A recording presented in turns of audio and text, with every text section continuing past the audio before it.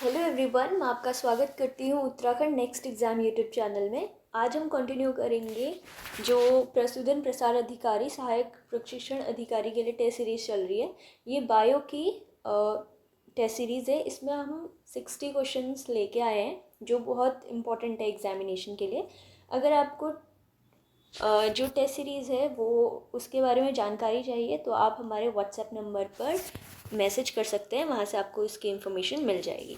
तो शुरू करते हैं आज की टेस्ट सीरीज़। सबसे पहला क्वेश्चन है, पोलियो वैक्सीन का आविष्कार किसने किया था? ऑप्शंस हमारे पास हैं Alexander Fleming, Jonas Salk, Robert Koch या फिर एडवर्ड जेनर।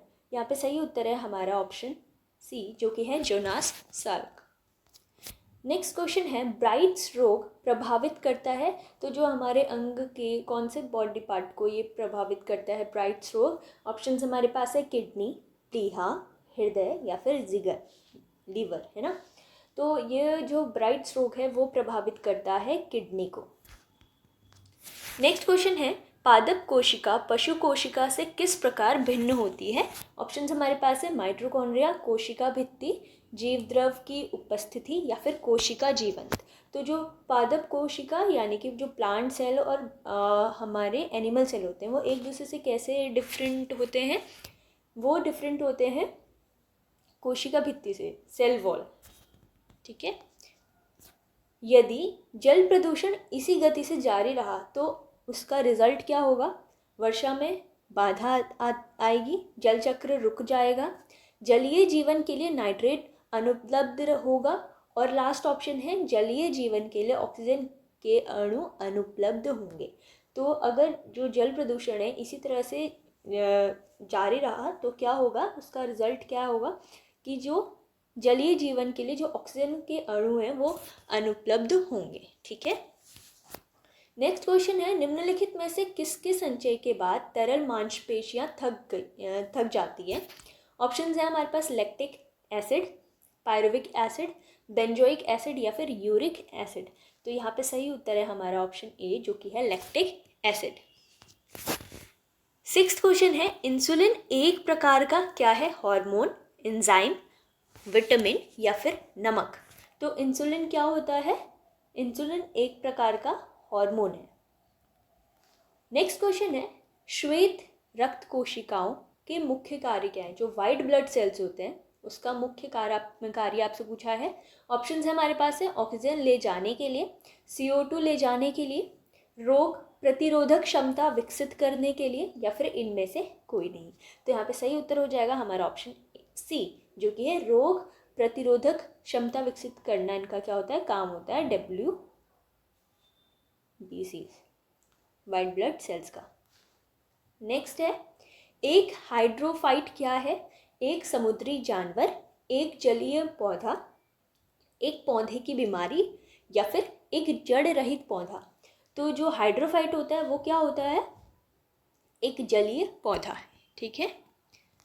नेक्स्ट क्वेश्चन, निम्न में से कौन सा सही है? हमें स्टेटमेंट्स दिए हुए हैं और बताना है कि इनमें से कौन सा सही है। ऑप्शंस हमारे पास है, शरीर में सारा रक्त गुर्दे द्वारा अवशोषित होता है, शरीर का सारा रक्त गुर्दे के माध्यम से गुजरता है, और सी ऑप्शन है शरीर का सारा रक्त गुर्दे माध्यम से फिल्टर किया जाता है, और लास्ट ऑप्शन है शरीर में सारा रक्त गुर्दे द्वारा बनाया जाता है। तो यहाँ पे सही उत्तर हो जाएगा हमारा ऑप्शन सी, जो कि है शरीर का सारा रक्त गुर्दे माध्यम से फिल्टर किया जाता है। 10th क्वेश्चन है, वह पदार्थ जो लगभग 80% बनाता है। ठीक है। अधिकांश जीवों में जीवित पदार्थ है, कौन सा है वो? प्रोटीन, वसा यानी फैट, कार्बोहाइड्रेट या फिर खनिज। तो यहाँ पे सही उत्तर हो जाएगा हमारा प्रोटीन। नेक्स्ट क्वेश्चन, रोकथाम के लिए बच्चे को ट्रिपल एंटीजन दिया जाता है। ठीक है। किसके रोकथाम के लिए, किस बीमारी के रोकथाम के लिए दिया जाता है ट्रिपल एंटीजन?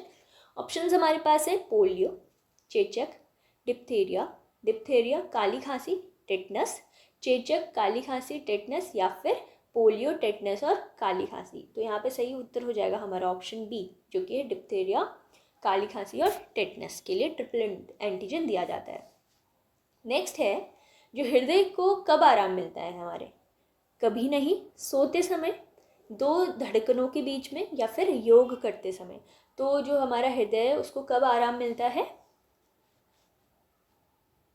दो धड़कनों के बीच में। तो ऑप्शन सी यहाँ पे सही उत्तर है। नेक्स्ट क्वेश्चन है, प्राणीशास्त्र का अध्ययन निम्नलिखित से किससे संबंधित है?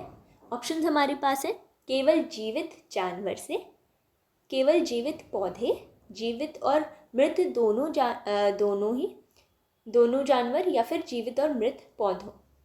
तो यहाँ पे सही उत्तर हो जाएगा हमारा ऑप्शन सी, जो कि जीवित और मृत दोनों जानवर से प्राणी शास्त्र का अध्ययन होता है। यानी कि जो हम बात यहाँ पे किसकी कर रहे हैं?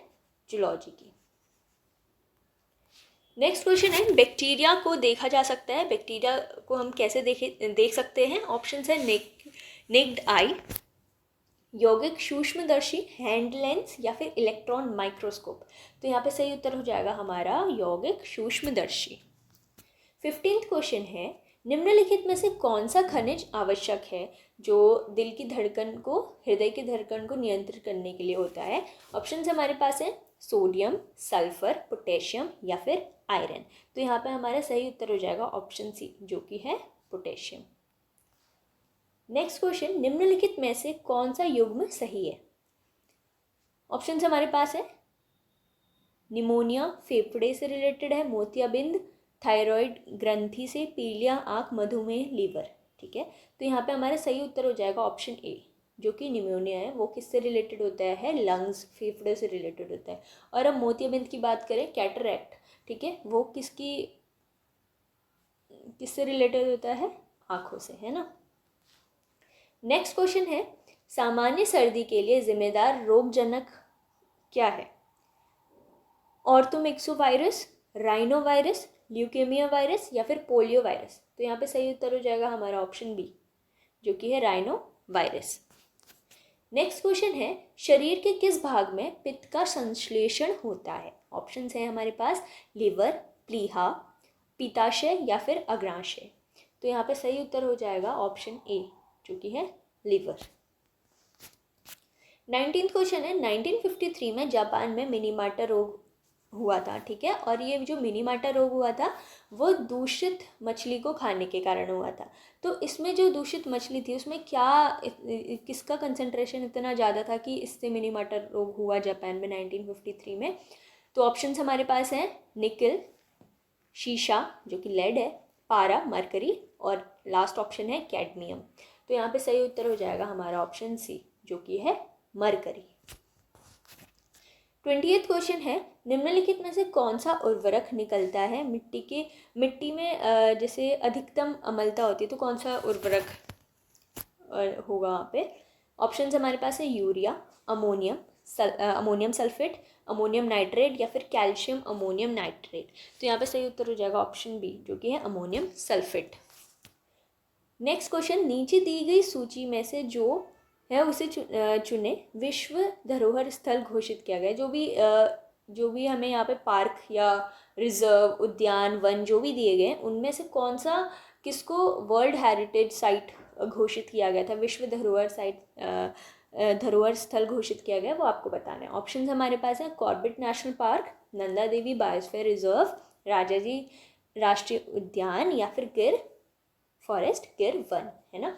तो यहाँ पे सही उत्तर हो जाएगा हमारा ऑप्शन बी, जो कि है नंदा देवी बायोस्फीयर रिजर्व। अब 22nd जो क्वेश्चन है उसमें हमें दो सूचियाँ दी है, एक ये है लेफ्ट हैंड साइड और एक ये राइट हैंड साइड है, ठीक है। आपको इसका मिलान करना है और फिर उसी के अकॉर्डिंग यहाँ पे आंसर करना है। तो जैसे सबसे पहला यहाँ पे सूखी बर्फ़ है, यानी कि ड्राई आइस मैंने आपको केमिस्ट्री के टेस्ट सीरीज़ में भी बताई थी, तो यहाँ पे भी ये काम आ गया है ना। तो ड्राई आइस क्या होता है? ये होता है ठोस कार्बन डाइऑक्साइड, सॉलिड CO2 जो होता है उसको हम ड्राई आइस बोलते हैं। तो ए का क्या होगा? 3 होगा। तो ए का 3 यहाँ पे एक ही ऑप्शन में, जो कि ऑप्शन सी में है। और भी हम देख लेते हैं, सूखी बर्फ़, ठोस कार्बन डाइऑक्साइड, फिर जीन थेरेपी किस चीज़ के लिए होता है? रक्त का उपचार करने के लिए, जो रक्त रोग होता है उसको यूज़ कर सकते हैं, है ना। फिर कैरियोनिक्स ये जीवित शरीरों को जमा देना, फिर बाद में क्या करते हैं, उसको पुनर्जीवित किया जाता है, तो ये हो गया, ठीक है। और लास्ट जो है कोबाल्ट, कैंसर के इलाज के लिए इसका यूज़ किया जाता है। ओके, नेक्स्ट क्वेश्चन है, प्रसिद्ध बबल बेबी डिजीज़ कहा जाता है कि जो एक बहुत फेमस बबल बेबी डिजीज़ है वो किस कारण की वजह से होता है। ऑप्शन हमारे पास है, यह पानी के बुलबुले के कारण होता है, पीड़ित बच्चा लार के बुलबुले बनाता है, थर्ड ऑप्शन है, पीड़ित बच्चे का इलाज रोगाणु मुक्त प्लास्टिक में किया जाता है, ठीक है, और यह केवल पानी का बुलबुला है। तो आपको सही उत्तर करना है यहाँ पे। तो सही आंसर है ऑप्शन डी। नेक्स्ट है, एक बायोजेक्टर क्या है। एक HIV टीकाकरण सिरिंज, एक बायोप्लास्टिक इजेक्टर, एक दर्द रहित सुई इंजेक्टर, या फिर एक दर्द रहित सुई रहित इंजेक्टर। तो यहाँ पे सही ऑप्शन है हमारा ऑप्शन डी, जो कि है एक दर्द रहित सुई रहित इंजेक्टर को हम बायो इंजेक्टर बोलते हैं। 25वां क्वेश्चन है, निम्नलिखित में से कौन सा सामान्य नहीं है मलेरिया और डेंगू के बीच। ऑप्शन समय दिए हैं, बुखार, मच्छर का काटना, मानव प्रजाति, या फिर मच्छर प्रजाति। तो यहाँ पे सही उत्तर हो जाएगा ऑप्शन डी, ठीक है। तो मलेरिया और डेंगू के बीच ये चीज़ कॉमन क्या नहीं है पूछा है, मच्छर की प्रजाति, दोनों में ही क्या है, अलग अलग होती है। नेक्स्ट है, पेस मेकर का क्या काम होता है। इससे दिल की धड़कनें कम हो जाती हैं, यह हृदय की धड़कन को नियंत्रित करता है, यह हृदय की धड़कन बढ़ा देता है, या फिर यह हृदय में रक्त की आपूर्ति को तेज करता है। तो यहाँ पे सही ऑप्शन हो जाएगा ऑप्शन बी, जो कि है ये पेसमेकर का क्या काम होता है, ये हृदय की धड़कनों को क्या करता है, नियंत्रित करता है। नेक्स्ट क्वेश्चन है, नेमेटोड से होने वाला रोग कौन सा है। फाइलेरिया, फ्लोरोसिस, इंसेफेलिसिस, या फिर कुष्ठ रोग। तो यहाँ पे सही उत्तर हो जाएगा हमारा ऑप्शन ए, जो कि है फाइलेरिया। नेक्स्ट क्वेश्चन, 24D क्या होता है। जो 24D हम लिखते हैं, 24D ये क्या होता है, कीटनाशक, विस्फोटक, कवक के साथ, या फिर खरपतवारनाशी। तो यहाँ पे सही हो जाएगा हमारा ऑप्शन डी। 29वां क्वेश्चन है, जेनेको टेक्नोलॉजी क्या होती है। ऑप्शंस हमारे पास हैं, एड्स से बचाव के लिए रक्षा प्रणाली, खाद्य फसलें प्रजातियों के विकास के लिए एक विधि, आनुवांशिक रोग संबंधित पूर्व सूचना हेतु तकनीक, या फिर मोतियाबिंद की रोकथाम के लिए एक तकनीक। तो जेनेको टेक्नोलॉजी किससे रिलेटेड है, यह है आनुवांशिक रोग संबंधित पूर्व सूचना हेतु इसके लिए टेक्नोलॉजी बनाई गई है। 30वां क्वेश्चन है, इकोलॉजी के जनक कौन थे। Ernst Haeckel, Charles Darwin, A.H. Stoller, E.P. Odum. तो सही उत्तर है ऑप्शन ए, जो कि है अर्नेस्ट हैकेल। नेक्स्ट क्वेश्चन, निम्नलिखित में से कौन सा सही सुमेलित नहीं है।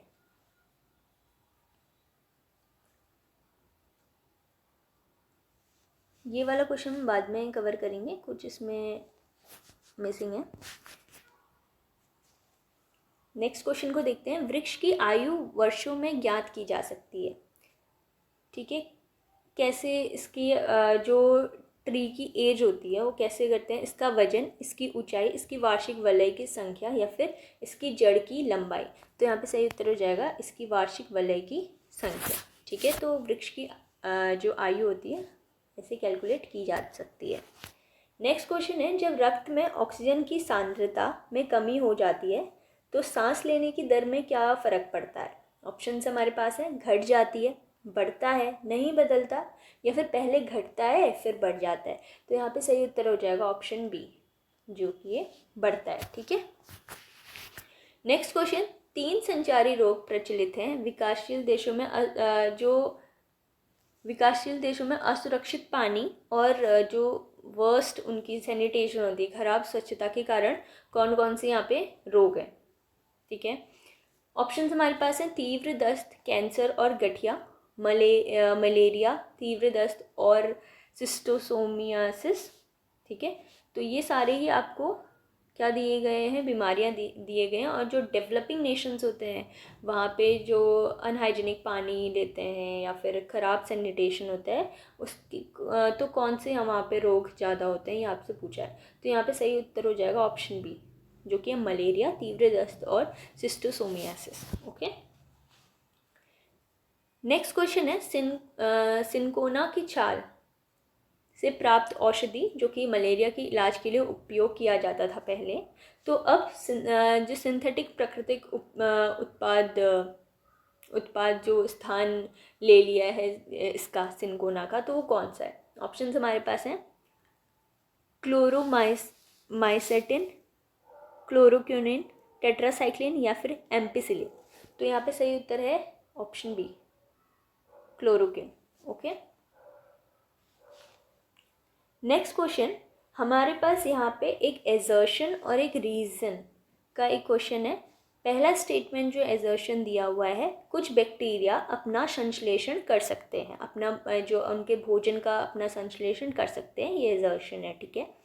नेक्स्ट है इन जीवाणुओं में हरा पदार्थ होता है जिसको क्या बोलते हैं, क्लोरोप्लास्ट बोलते हैं।